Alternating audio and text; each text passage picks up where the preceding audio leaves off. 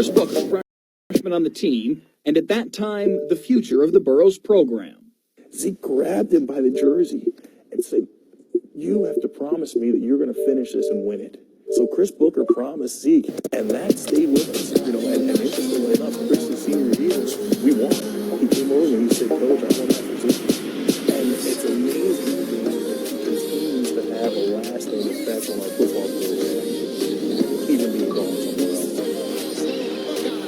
Since then, with the fourth pick in the 2016 NFL Draft, things have worked out pretty well. Ezekiel Elliott.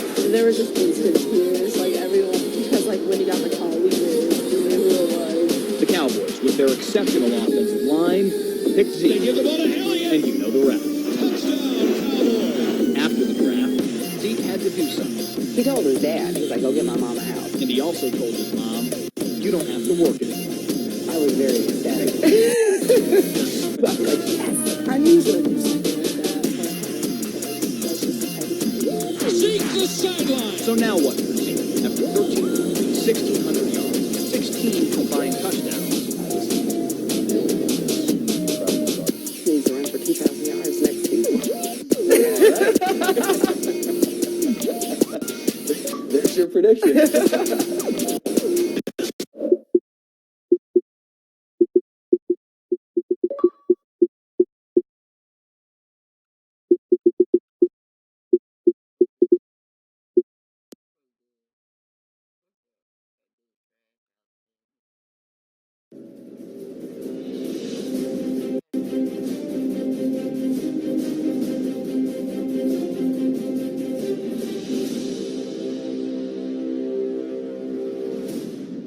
What's up, everyone? Welcome back to the Film Room.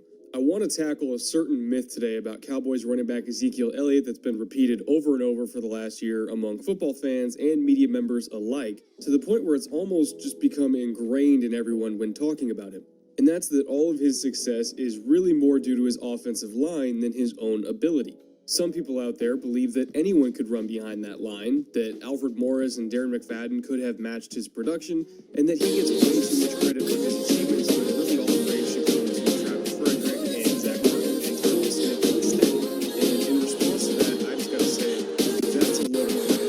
Ezekiel Elliott earned every one of those 1,631 yards last season, and pretending that Alfred Morris or Darren McFadden could have matched those numbers is just insanity to me. Could they have rushed for 1,000 yards? Probably. Could they have at least been effective? Definitely. Would they have been first team all-pro and completely transformed the identity of an entire football team almost overnight? Hell no. And that's what Ezekiel Elliott did for the Cowboys in 2016. He gave them their identity back, and it's the same identity that they had when DeMarco Murray was playing for them a few years ago.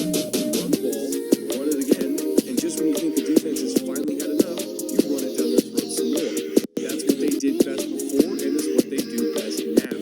Make no mistake about it, this is a running back who is obsessed with contact. He wants it, and he needs it. When Elliott's near the boundary, he's actively looking for people to hit on his way out. He routinely pounds defenses into submission, gets up, and demands to be fed again. It's that mentality of toughness and aggression that I think has grown to define the Cowboys as a team over the last year.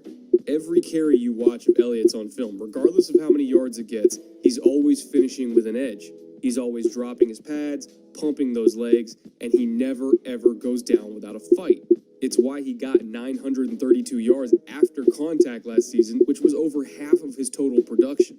Those 900-plus yards would have put him just outside of the top 15 rushers in the NFL, and that's just after contact. That's how much production he created all on his own with no one else. Whether it was turning 1-yard gains into 3-yard gains or turning 3-yard gains into 15-yard gains, his ability to break tackles and always fight for extra yards gave Dallas a very unique advantage. Elliott's consistency in churning out that bonus yardage meant that they were almost always in manageable downs and distances. His pure power would be the difference between, say, being in a 3rd and 3 situation and being in a 3rd and 7 situation, which for a rookie 4th-round pick at quarterback that's still adjusting to the NFL, that's a huge difference. It means less pressure is on Dak Prescott to perform, and he's put in a better situation to succeed under center. You look at the Steelers game in Week 10 as an example, and partway into the fourth quarter, Elliott was averaging nearly 5 yards per carry, but he only had a long of 8 yards. And what that tells you is that those 5 yards per carry was a true average. It wasn't inflated by a single 60-yard run with a bunch of bad runs in between. He really was banging out consistent 4, 5, and 6-yard carries to keep the offense on schedule and take the pressure off of Dak. And when you are consistently getting those gains and imposing your will physically, it wears out a defense. It pays dividends later in the game because linebackers and defensive backs get exhausted when they take that kind of beating over and over again, and eventually they end up making mistakes or being late to their assignments. We saw late in the fourth quarter of that same Pittsburgh game where Elliott grinded them down for 4 straight quarters, then ripped off 2 late touchdowns in the final 2 minutes to seal the win. The Steelers were tired and slow after colliding with him all game, but Zeke just kept coming back for more until they finally broke for good. That, to me, is what's really remarkable about him. He never, ever slows down. Elliott dishes out just as much punishment as he takes, but when the fourth quarter rolls around, it's like he's still on his first carry. It's amazing, really. He's not the biggest or the fastest or the quickest running back in the league, but what he does have more than almost everyone else is stamina. He simply outlasts the defense, and that's when he takes over the game. I do want to clarify one thing, though, just before I get hate mail. Just because I said he isn't the fastest or the quickest runner in the league doesn't mean that he isn't fast. He does have a lot of speed, but it's more of a deceptive gliding speed. You don't really realize that he's moving as fast as he is until you look at the people chasing him and see them slowly fade away into the distance. He's got the juice to burn pursuit angles if he needs to, especially as a receiver, which makes him just as big of a threat on third down as he is on first down. He can easily take a screen all the way to the house or rip off a long gain to the edge off a crack toss, which is just one more element to his skill set that defenses have to be aware of when game planning against him. Even on runs that are not designed to go outside, he still has the ability to make something out of nothing with his pure speed when he bounces to the edge. You look at this run here late in the first quarter of the Eagles game, Dallas is running a play called double right wing 40 gut. Or at least that's what I know it as. They probably have their own terminology. But anyway, the Eagles plugged up the design gap inside, and Zeke has nowhere to go. So immediately he starts shifting his eyes and reading gap to gap from the inside out. You watch his lower body here, and he does a great job of opening his hips and resetting his feet. And as soon as he sees a chance to bubble out, he bursts to the edge, separates from Leotis McKelvin with a stiff arm, and uses that speed to get 13 more yards and another first down. And of course, there's also a nice little hurdle there to get a few more yards on top of that as well. Now, all 13 of those yards that Elliott just ripped off there were his and only his. They were not blocked for him, and it's just yet another example of his ability to create his own production. If you're going to be an elite running back in this league, you have to be able to generate yards for yourself, and he does create a lot of his own production with that speed and the power and the quick feet, and of course with his vision too. He's not elite in any one area other than maybe just raw strength, but the fact that Elliott's at least good at everything means that he's exceptionally well-rounded, and he can have success in any formation, any personnel grouping, and on any down and distance. If you want to run power, you can run power. If you want to run zone, you can run zone. If you want to isolate him as a receiver, he can produce through the air. And if you want to keep him in to protect and rely on him to keep your quarterback clean, he can definitely do that too. He's a lot like Frank Gore in that way back when Gore was in his prime.